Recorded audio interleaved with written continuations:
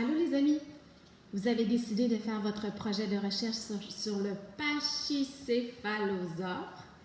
Voici des informations pour vous aider. Le pachycéphalosaure était un dinosaure au crâne très épais. Il avait comme un casque sur la tête, un casque qui était épais de 25 cm. Ça les copains, c'est environ grand comme ça. À peu près épais comme, même plus épais que ton coffre à crayon si tu l'avais sur la terre. Alors, un grand casque qui lui permet de se défendre.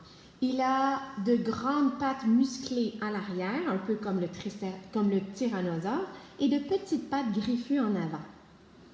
Ses pattes lui servaient à y rester très ancré dans les batailles, à ne pas perdre l'équilibre.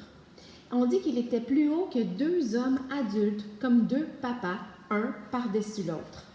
Sa longueur était de 4,60 mètres du sommet de son crâne jusqu'au bout de sa queue, environ la moitié de la classe.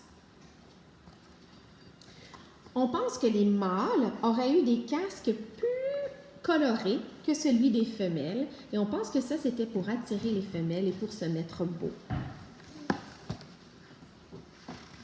Son cerveau n'était pas très gros, mais il avait quand même besoin d'un casque parce que c'était son seul moyen de se protéger. On voit ici comment son squelette était fait, comme tout son crâne et sa bosse sur la tête, très épaisse, tout en os, très très dur.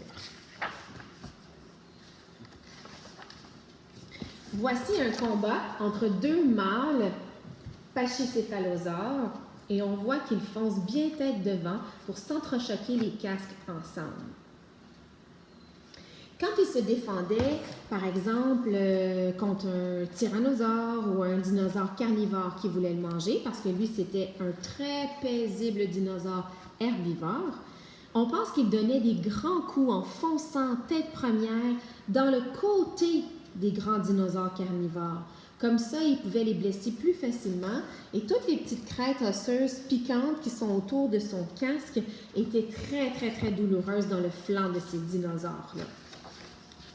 On pense aussi qu'il vivait dans les montagnes avec la belle végétation parce que ainsi, les grands dinosaures comme le tyrannosaure étaient moins habiles pour grimper dans ces grandes montagnes. On pense qu'il vivait là-bas en troupeau, avec lesquels il pourrait, avec des amis pachycéphalosaures comme lui, avec lesquels il pourrait se défendre ou trouver de la nourriture.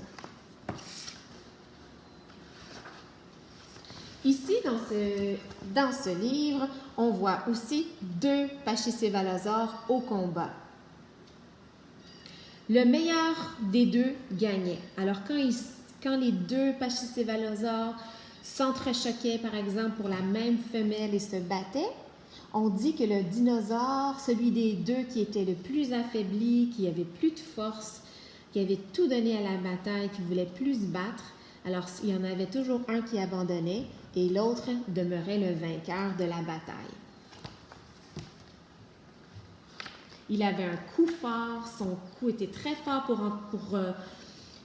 pour absorber les coups. Et il y avait aussi des épines dorsales sur son dos, très robustes et très piquantes. Ça aussi, ça l'aidait énormément à se protéger des carnivores qui voudraient l'attaquer. Alors voilà les amis, bonne recherche!